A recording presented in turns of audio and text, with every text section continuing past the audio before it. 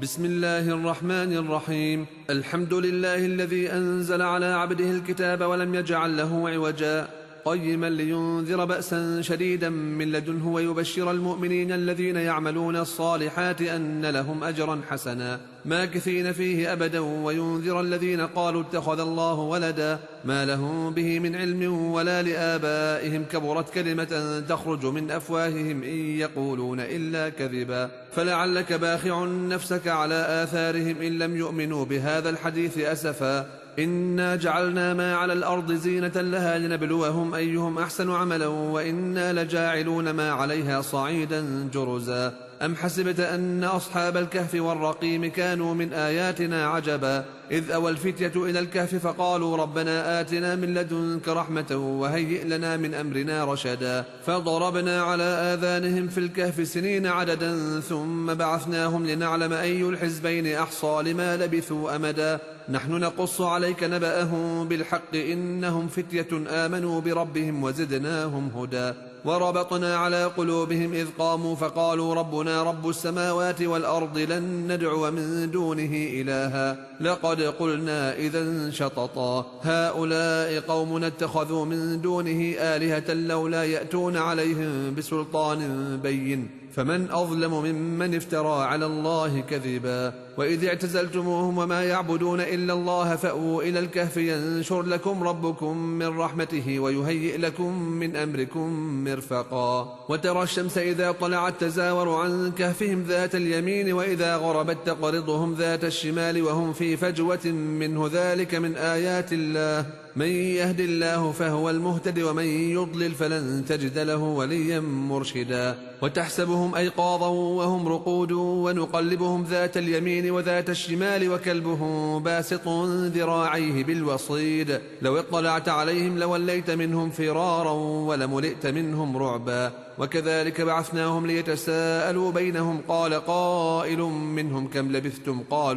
قالوا لبثنا يوما أو بعض يوم قالوا ربكم أعلم بما لبثتم فبعثوا أحدكم بورقكم هذه إلى المدينة فلينظر أيها أزكى طعاما فليأتكم برزق منه وليتلطف ولا يشعرن بكم أحدا إنهم إن يظهروا عليكم يرجموكم أو يعيدوكم في ملتهم ولن تفلحوا إذن أبدا وكذلك أعثرنا عليهم ليعلموا أن وعد الله حق وأن الساعة لا ريب فيها إذ يتنازعون بينهم أمرهم فقالوا ابنوا عليهم بنيانا ربهم أعلم بهم قال الذين غلبوا على أمرهم لنتخذن عليهم مسجدا سيقولون 3 رابعهم كلبهم ويقولون 5 سادسهم كلبهم رجما بالغيب ويقولون 7 وثامنهم كلبهم قل ربي أعلم بعدتهم ما يعلمهم إلا قليل فلا تمار فيهم إلا مراء ظاهرا ولا تستفت فيهم منهم أحدا ولا تقولن لشيء إني فاعل ذلك غدا إلا أن يشاء الله واذكر ربك إذا نسيت وقل عسى أن يهديني ربي لأقرب من هذا رشدا ولبثوا في كهفهم 300 سنين وازدادوا 9 قل الله أعلم بما لبثوا له غيب السماوات والأرض أبصر به وأسمع ما لهم من دونه من ولي ولا يشرك في حكمه أحدا واتل ما أوحي إليك من كتاب ربك لا مبدل لكلماته ولن تجد من دونه ملتحدا واصبر نفسك مع الذين يدعون ربهم بالغداة والعشي يريدون وجهه ولا تعد عيناك عنهم تريد زينة الحياة الدنيا ولا تطع من أغفلنا قلبه عن ذكرنا واتبع هواه وكان أمره فرطا وقل الحق من ربكم فمن شاء فليؤمن ومن شاء فليكفر إنا أعتدنا للظالمين نارا أحاط بهم سرادقها وإن يستغيثوا يغاثوا بماء كالمهل يشوي الوجوه بئس الشراب وساءت مرتفقا إن الذين آمنوا وعملوا الصالحات إنا لا نضيع أجر من أحسن عملا أولئك لهم جنات عدن تجري من تحتهم الأنهار يحلون فيها من أساور من ذهب ويلبسون ثيابا خضرا من سندس واستبرق متكئين فيها على الأرائك نعم الثواب وحسنت مرتفقا واضرب لهم مثل الرجلين جعلنا لأحدهما جنتين من أعناب وحففناهما بنخل وجعلنا بينهما زرعا كلتا الجنتين آتت أكلها ولم تظلم منه شيئا وفجرنا خلالهما نهرا وكان له ثمر فقال لصاحبه وهو يحاوره أنا أكثر منك مالا وأعز نفرا ودخل جنته وهو ظالم لنفسه قال ما أظن أن تبيد هذه أبدا وما أظن الساعة قائمة ولئن رددت إلى ربي لأجدن خيرا منها منقلبا قال له صاحبه وهو يحاوره أكفرت بالذي خلقك من تراب ثم من نطفة ثم سواك رجلا لكن هو الله ربي ولا أشرك بربي أحدا ولولا إذ دخلت جنتك قلت ما شاء الله لا قوة إلا بالله إن ترني أنا أقل منك مالا وولدا فعسى ربي أن يؤتيني خيرا من جنتك ويرسل عليها حسبانا من السماء فتصبح صعيدا زلقا أو يصبح ماؤها غورا فلن تستطيع له طلبا وأحيط بثمره فأصبح يقلب كفيه على ما أنفق فيها وهي خاوية على عروشها ويقول يا ليتني لم أشرك بربي أحدا ولم تكن له فئة ينصرونه من دون الله وما كان منتصرا هنالك الولاية لله الحق هو خير ثوابا وخير عقبا واضرب لهم مثل الحياة الدنيا كماء إن أنزلناه من السماء فاختلط به نبات الأرض فأصبح هشيما تذروه الرياح وكان الله على كل شيء مقتدرا المال والبنون زينة الحياة الدنيا والباقيات الصالحات خير عند ربك ثوابا وخير أملا ويوم نسير الجبال وترى الأرض بارزة وحشرناهم فلم نغادر منهم أحدا وعرضوا على ربك صفا لقد جئتمونا كما خلقناكم أول مرة بل زعمتم أن لن نجعل لكم موعدا ووضع الكتاب فترى المجرمين مشفقين مما فيه ويقولون يا ويلتنا ما لهذا الكتاب لا يغادر صغيرة ولا كبيرة إلا أحصاها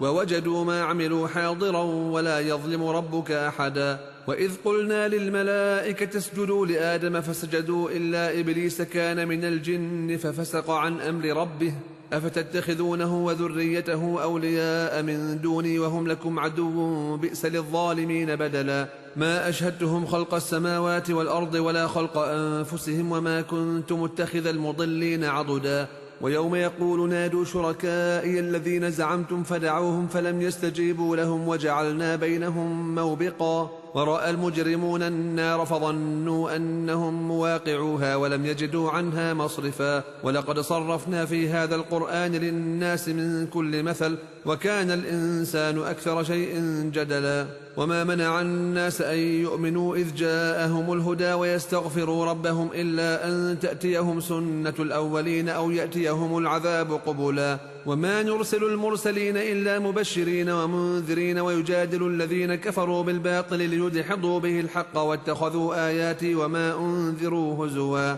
ومن أظلم ممن ذكر بآيات ربه فأعرض عنها ونسي ما قدمت يداه إنا جعلنا على قلوبهم أكنة أن يفقهوه وفي آذانهم وقرا وإن تدعهم إلى الهدى فلن يهتدوا إذن أبدا وربك الغفور ذو الرحمة لو يؤاخذهم بما كسبوا لعجل لهم العذاب بل لهم موعد لن يجدوا من دونه موئلا وتلك القرى أهلكناهم لما ظلموا وجعلنا لمهلكهم موعدا وإذ قال موسى لفتاه لا أبرح حتى أبلغ مجمع البحرين أو أمضي حقبا فلما بلغا مجمع بينهما نسيا حوتهما فاتخذ سبيله في البحر سربا فلما جاوزا قال لفتاه آتنا غداءنا لقد لقينا من سفرنا هذا نصبا قال أرأيت إذ أوينا إلى الصخرة فإني نسيت الحوت وما أنسانيه إلا الشيطان أن أذكره واتخذ سبيله في البحر عجبا قال ذلك ما كنا نبغي فارتدا على آثارهما قصصا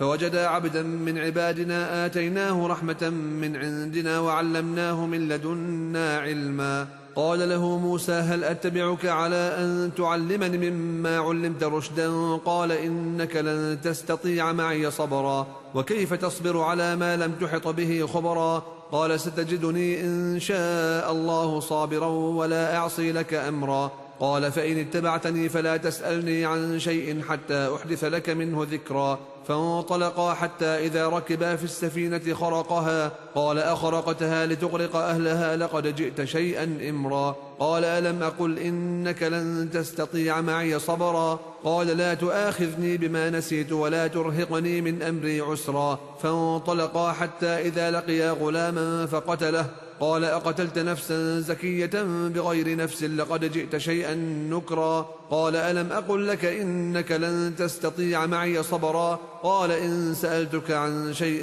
بعدها فلا تصاحبني قد بلغت من لدني عذرا. فانطلقا حتى إذا أتيا أهل قرية استطعما أهلها فأبوا أن يضيفوهما فوجدا فيها جدارا يريد أن ينقض فأقامه. قال لو شئت لاتخذت عليه أجرا. قال هذا فراق بيني وبينك سأنبئك بتأويل ما لم تستطع عليه صبرا. أما السفينة فكانت لمساكين يعملون في البحر فأردت أن أعيبها وكان وراءهم ملك يأخذ كل سفينة غصبا. وأما الغلام فكان أبواه مؤمنين فخشينا أن يرهقهما طغيانا وكفرا فأردنا أن يبدلهما ربهما خيرا منه زكاة وأقرب رحما. وأما الجدار فكان لغلامين يتيمين في المدينة وكان تحته كنز لهما وكان أبوهما صالحا فأراد ربك أن يبلغا أشدهما ويستخرجا كنزهما رحمة من ربك وما فعلته عن أمري ذلك تأويل ما لم تسطع عليه صبرا. ويسألونك عن ذي القرنين قل سأتلو عليكم منه ذكرا. إنا مكنا له في الأرض وآتيناه من كل شيء سببا. فأتبع سببا حتى إذا بلغ مغرب الشمس وجدها تغرب في عين حمئة ووجد عندها قوما قلنا يا ذا القرنين إما أن تعذب وإما أن تتخذ فيهم حسنا. قال أما من ظلم فسوف نعذبه ثم يرد إلى ربه فيعذبه عذابا نكرا. وأما من آمن وعمل صالحا فله جزاء الحسنى وسنقول له من أمرنا يسرا. ثم أتبع سببا حتى إذا بلغ مطلع الشمس وجدها تطلع على قوم لم نجعل لهم من دونها سترا كذلك وقد أحطنا بما لديه خبرا. ثم أتبع سببا حتى إذا بلغ بين السدين وجد من دونهما قوما لا يكادون يفقهون قولا. قالوا يا ذا القرنين إن يأجوج ومأجوج مفسدون في الأرض فهل نجعل لك خرجا على أن تجعل بيننا وبينهم سدا. قال ما مكني فيه ربي خير فأعينوني بقوة أجعل بينكم وبينهم ردما. آتوني زبر الحديد حتى إذا ساوى بين الصدفين قال انفخوا حتى إذا جعله نارا قال آتوني أفرغ عليه قطرا. فما استطاعوا أن يظهروه وما استطاعوا له نقبا. قال هذا رحمة من ربي فإذا جاء وعد ربي جعله دكاء وكان وعد ربي حقا. وتركنا بعضهم يومئذ يموج في بعض ونفخ في الصور فجمعناهم جمعا وعرضنا جهنم يومئذ للكافرين عرضا. الذين كانت أعينهم في غطاء عن ذكري وكانوا لا يستطيعون سمعا. أفحسب الذين كفروا أن يتخذوا عبادي من دوني أولياء إنا أعتدنا جهنم للكافرين نزلا. قل هل ننبئكم بالأخسرين أعمالا الذين ضل سعيهم في الحياة الدنيا وهم يحسبون أنهم يحسنون صنعا. أولئك الذين كفروا بآيات ربهم ولقائه فحبطت أعمالهم فلا نقيم لهم يوم القيامة وزنا. ذلك جزاؤهم جهنم بما كفروا واتخذوا آياتي ورسلي هزوا. إن الذين آمنوا وعملوا الصالحات كانت لهم جنات الفردوس نزلا خالدين فيها لا يبغون عنها حولا. قل لو كان البحر مدادا لكلمات ربي لنفد البحر قبل أن تنفد كلمات ربي ولو جئنا بمثله مددا. قل إنما أنا بشر مثلكم يوحى إلي أنما إلهكم إله واحد فمن كان يرجو لقاء ربه فليعمل عملا صالحا ولا يشرك بعبادة ربه أحدا.